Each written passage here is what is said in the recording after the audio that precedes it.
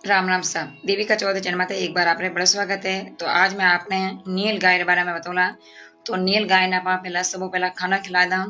तो जानवर ने कोई भी जानवर है पालना बहुत जरूरी है। तो जानवर ही अपने बच्चा बच्चा टाइप ही है करे। तो एक बार आप जरूर पालन करना चाहिए। तो नील गाय देखो कि तो शांति आप खाना जीम रही। तो एक बार आप जरूर इन्हें पालन करना चाहिए। पशु पक्षी और अपने धर्म निभाना चाहिए। आप धर्म नहीं छोड़ना चाहिए। तो नील गाय ने देखो बच्चा कितना खुश खेले और नील गाय ने जो बिल्कुल भी नहीं डरे। तो नील गाय ने आप देश माने या गाँव माने इन्हें कई क्या बुलावे तो वो कमेंट कर जो जरूर। और नील गाय ने आप कहीं पुकार बुलाओ वो भी कमेंट कर जरूर बतेजो। तो नील गाय बिल्कुल भी नहीं डरे।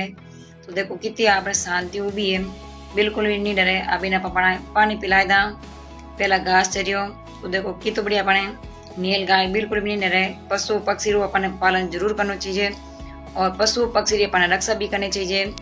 अपने हर चीज ने अपने बचानी चाहिए। वो अपना हिंदू रो धर्म है। तो हिंदू रो धर्म आप बिल्कुल ही नहीं तोड़ना चाहिए। हिंदू रो धर्म निभाना अपना बहुत जरूरी है। तो एक बार आप हिंदू रो धर्म जरूर निभाइजो। जानवर की सेवा करनी और पशु पक्षी ने अपने दानो पानी टाइम देना जरूरी है। जो आप टाइम रोटी खाना पानी भी पीवा, जो अपने पशु पक्षी भी आने भी भूख लगे, आने भी प्यास लगे। तो अगर आप आने टाइम आप पालन करा तो अपने हिंदू धर्म में जो सब नियम है जो अपने अपनाना बहुत जरूरी है। तो अगर आप आने सेवा कराला तो अपने भगवान भी अपने हर चीज में अपनी मदद करिया करे।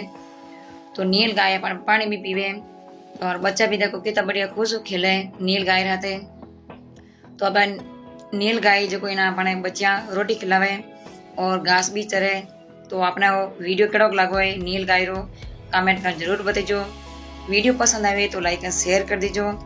तो आप जरूर पालन करजो पशु पक्षी जानवरों। वीडियो पसंद आवे तो लाइक एंड शेयर कर दीजो। आज तक यूट्यूब चैनल देविका चौधरी माथे नया हो तो प्लीज हमारे चैनल ने सब्सक्राइब कर घंटी वालों बटन दबा दीजो।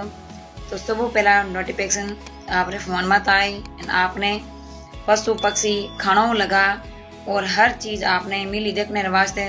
तो आप जरूर देखो। तो एक नवी वीडियो बड़े मिला। जब तक राम राम सा।